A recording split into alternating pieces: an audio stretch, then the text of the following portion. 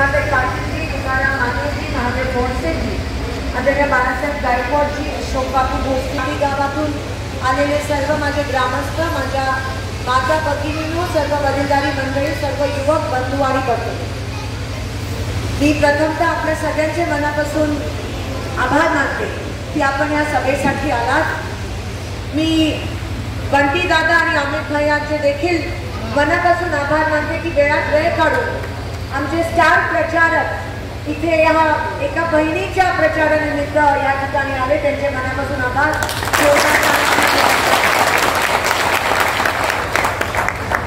आज कामठीमध्ये मोहोळमध्ये आपण ही सभा घेत आहोत। तुम्हाला माहिती आहे की काही दिवसात, अवघ्या 18 दिवसात निवडणुका आहेत आणि ही कदाचित आपल्या आयुष्यातली सर्वात महत्त्वाची निवडणूक असण्याची शक्यता आहे।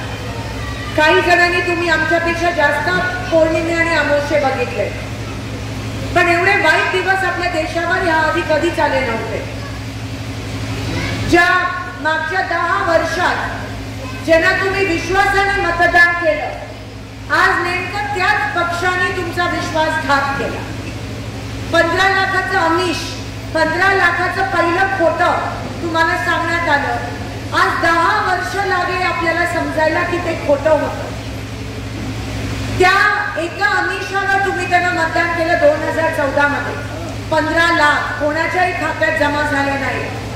2019 आलं, तुम्ही किती मोठ्या मानाचे की तुम्ही वाट बघितली, तुम्हाला वाटलं की चला त्यांना अजून 5 वर्ष देऊयात आणि तुम्ही 2019 मध्ये पण त्यांना मतदान केलं। आज 2024 परत ते तुमच्या समोर आले खोटं घेऊन।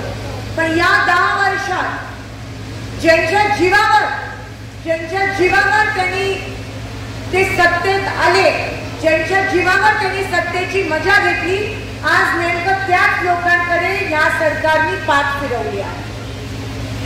आपण म्हणतो सरकार मायबाप आहे, पण जेव्हा या देशाचा, या सोलापूरचा शेतकरी अडचणीत आहे, तेव्हा हे सरकार मायबाप कुठे? हे सरकार फक्त अदानी अंबानीचं मायबाप आहे, हे गोरगरीब शेतकऱ्यांचं मायबाप नाही आहे हे सरकार। आज दुष्काळात 13वा महिना, आज मोहोळच्या अनेक गावात टँकर आहे, टँकर अभावी काही ठिकाणी फक्त 5-5 दिवसाचं पाणी आहे। मंगळवेढा असेल, मोहोळ असेल, अक्कलकोट असेल, पंढरपूर असेल, त्यामध्ये महागाई 300 रुपयाचं सिलेंडर 1300 रुपये झालं। त्यावर जीएसटीचं राक्षस तुमच्या उरावर बसलंय। त्या खताचं पोतं पण या लोकांनी सोडलं नाही, त्याच्यावर पण 18% जीएसटी, म्हणजे 1 लाख रुपयाचं जर खत घेतलं तर 18,000 रुपये तुम्हाला जीएसटी त्या ठिकाणी भरावी लागते। मित्रांसोबत हॉटेलमध्ये गेलात तर तिथे पण बिस्किटाच्या पुड्यावर जीएसटी। या लोकांनी काही सोडलं नाहीये।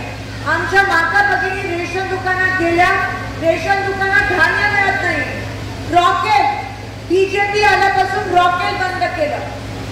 आपण चालू केलेलं केसरी कार्ड, त्या केसरी कार्डावर आपल्या काळात काँग्रेसच्या वेळेस शिक्का देऊन आपण शिधा द्यायचो, आता ते पण बंद झालं, ते शिक्का पण मिळत नाही।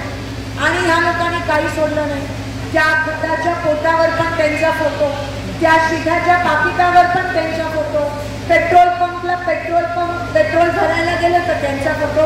आता काही लोकांनी सांगितलं की आम्हाला आता किळस आली। एवढं खोटं बोलणारे लोक एवढे अहंकारी असतात आणि ह्याचाच कुठेतरी लोकांना हे खटकत आहे।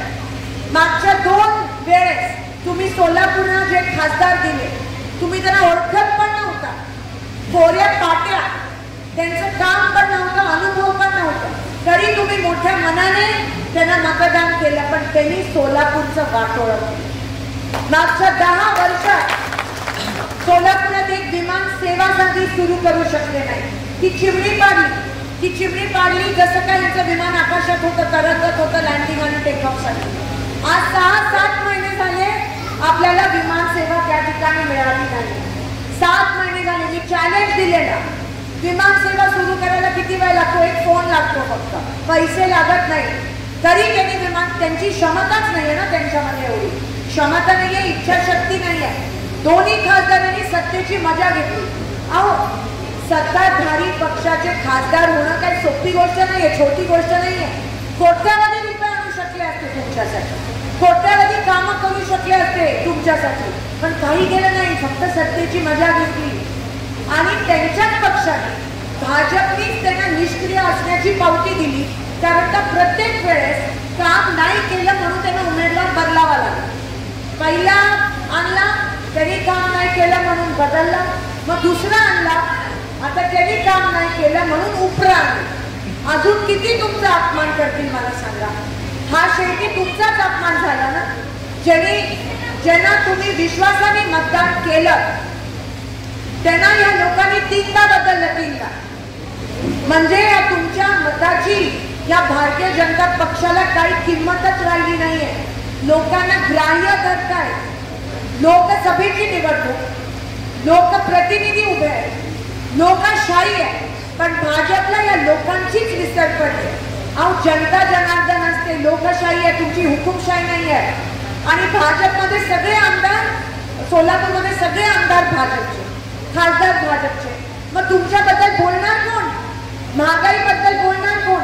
आरक्षणाबद्दल बोलणार कोण? शेतकऱ्यांबद्दल बोलणार कोण? कारण का त्यांनी तरी तीर लावून आहे, ते शेतकऱ्यांच्या विरोधात आहेत. त्यांनी जीएसटी आणली, त्यांनी आरक्षणाला नाकार दिला, त्यांनी महागाई वाढवली, त्यांनी महिलांवर अत्याचार केला, त्यांनी रेशन दुकानामधलं धान्य बंद केलं. मग ते बोलणार तरी काय तुमच्यामध्ये? म्हणून त्यांच्याकडे बोलण्याचे मुद्दे नाही आहेत. म्हणून धर्म जातपात वापरून आपल्यामध्ये तेढ निर्माण करण्याचा प्रयत्न करतायत. बाहेरून लोक येतात आणि सोलापूरच्या एकीला, अखंडतेला नजर लावण्याचा प्रयत्न करतात. ह्यांची हिंमत कशी होते ते करण्याची? मुद्द्यावर बोला. मागच्या 10 वर्षात तुमच्या खासदारांनी तुम्ही सोलापूरसाठी काय केलं त्याच्यावर बोला. पण नाही, त्यांच्याकडे बोलणारच नाहीये, काय बोलण्यासारखंच नाहीये. आणि म्हणून आता त्यांना त्यांची जागा दाखवण्याची वेळ आली, नाहीतर नुकसान आपला होईल. आणि यांचा 400 पार वगैरे काही विश्वास ठेवू नका.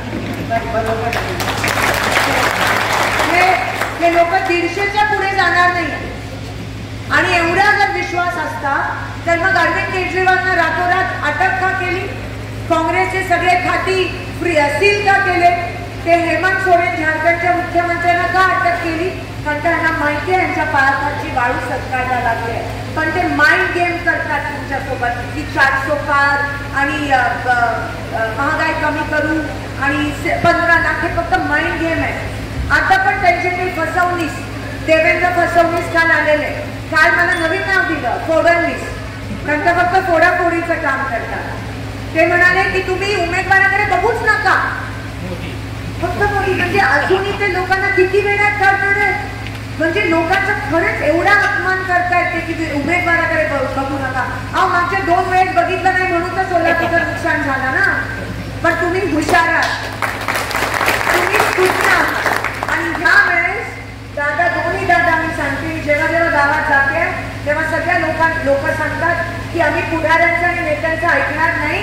कारण का लोकांनी ही निवडणूक ताब्यात घेतली, लोकांनी ही निवडणूक ताब्यात घेतली. ही निवडणूक राहिली नाही आहे. या निवडणुकीला आता चळवळीची रूप आलंय. चळवळ जी स्वातंत्र्य संग्रामाच्या वेळेस चळवळ होती त्याचं रूप आलंय. मी अधिक वेळ घेत नाही, आपल्याला अमितदादा, बंटीदादा ऐकायचंय. पण तुमची बहीण म्हणून, तुमची लेक म्हणून ही निवडणूक लढते आहे. ही निवडणूक माझी नाही आहे एकटीची, ही लढाई आपल्या सगळ्यांची लढाई आहे. ही लोकशाही टिकवण्यासाठी लढाई आहे, आरक्षण मिळण्यासाठी लढाई आहे आणि शेतकऱ्यांना न्याय मिळण्यासाठी लढाई आहे. एक वेळेस ही लढाई माझ्यासोबत लढा. पुढची सगळी लढाई मी सक्षमपणे तुमच्यासाठी एकटी लढायला तयार आहे. जसं मागच्या 2 खासदारांनी संधी वाया घालवली तसं मी करत नाही. खोटं बोलणं माझी संस्कृती नाही आहे. कामामुळे मी 3 टर्म त्या ठिकाणी लोकांनी मला विश्वास दिला की लोकशाही जिवंत आहे. मी लोकशाहीमध्ये विश्वास ठेवते. लोकांना मी देव मानते, जनता जनार्दन आहे आणि लोकशाही आणि लोक माझा केंद्रबिंदू आहे. तुम्हाला केंद्रबिंदू मानून मी काम करते. ह्या वेळेस येणाऱ्या 7 तारखेला तुम्ही मला मताच्या रूपात आशीर्वाद द्या. निवडणूक जरी माझी असली तरी विजय तुमचा झाला पाहिजे लक्षात ठेवा. एवढंच या ठिकाणी आपली रजा. धन्यवाद. जय जय महाराज.